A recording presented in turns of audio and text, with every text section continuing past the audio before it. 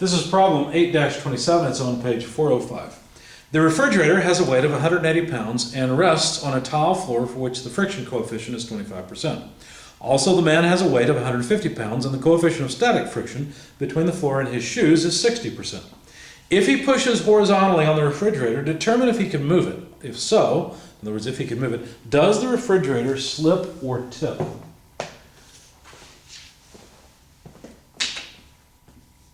So the refrigerator is sitting on level ground, despite my drawing. And the man is pushing with force P at a height of 4 feet above the ground. The center of gravity of the refrigerator is at its geometric center. Apparently, it doesn't matter, it's at the center of the 3-foot depth or width, whatever it happens to be of the refrigerator.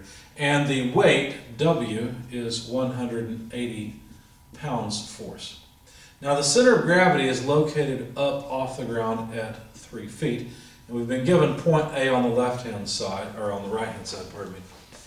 But the man standing over here, or woman, or whatever it is, I don't remember what they said, the person, is standing here and has a friction coefficient, mu sub s, make that look more like a mu and less like an m, of 60%, and the weight of the person is 150 pounds. So there's only a certain maximum amount of frictional force that can be generated by this person's weight because they only weigh 150 pounds. In fact, the maximum friction force would be 60% of 150 pounds. So basically P max, the maximum pushing force this person can generate, would be the friction coefficient times the weight of the person. So I'm going to try to keep this over here. So 60% of 150 pounds. So the maximum pushing force comes out, let's see, to 90 pounds. That's the maximum force P that can be applied at the top of the, well, not the top, but 4 foot up on the side of the refrigerator. So the question is, if we can generate that much force, will that be enough to either tip or make the refrigerator slip? So let's take a free body diagram of the refrigerator. And I guess I'll put it up here. We've got weight W. And I'm going to put the normal force over toward the right side. Why? Because if we are pushing above the center of gravity like this, or even, well, to the left side, we're going to tend to cause a moment about, let me just call this point A as they did. It's not a force, it's just a point to reference. If we're pushing this way, then friction must be acting in the opposite direction. So I've drawn the friction to the left. And those are all the forces acting on the refrigerator.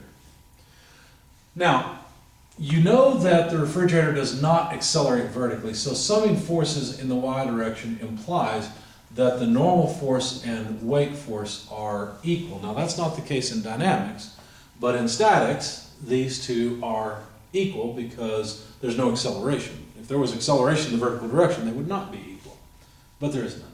So the normal force and the weight are equal to each other, so the maximum friction force would be equal to the friction coefficient. Now let's be careful, there are two. The static friction coefficient is 60% here, but for the refrigerator, the static friction coefficient is 25%. Maybe I should put a prime on this one or something. Okay, so mu s prime times the normal force at A, which, by the way, is simply the weight of the refrigerator. So what is that? Well, it's 25% of the weight of the refrigerator, which was a whole 180 pounds. Let's see, half of 180 is 90, half of that's 45. So this is 45 pounds.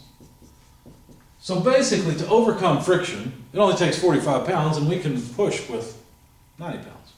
So yes, the refrigerator will move. Now, whether it will tip or slip is another question. It certainly could slip because we can apply enough pushing force to overcome the friction, so it could slip. But will it tip? Well, what I'm going to do is assume that the normal force acts at A. So really what I'm doing is moving this over, saying, okay, if we're on the verge of tipping, how much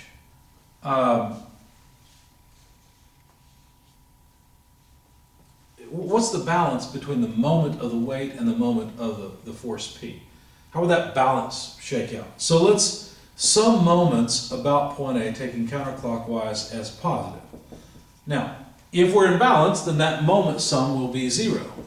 So the weight times 1.5 feet will be a positive moment, right? Because remember, the refrigerator's 3 feet in this dimension, so weight's at the center, so that's 1.5 feet over, well, from here. And that would be a positive moment, but the force P causes a negative moment. So let's separate that out. So minus P times the height, its moment arm, 4 feet. Okay. And what I can do from this is rearrange it to solve for the pushing force P that would be required in order to begin to tip the refrigerator.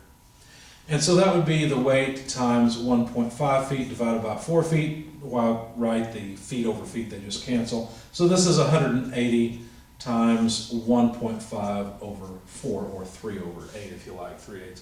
That comes out to 67.5 pounds. Wait a second. If it requires a pushing force of 67.5 pounds, 67.5, to begin tipping or rotating, and yet it only requires 45 pounds to overcome friction, the first thing that's going to happen is that, right? As you increase the force P, the frictional force will hit 45 pounds well before we would hit 67.5 pounds of pushing force, you see. So the answer is it will slip.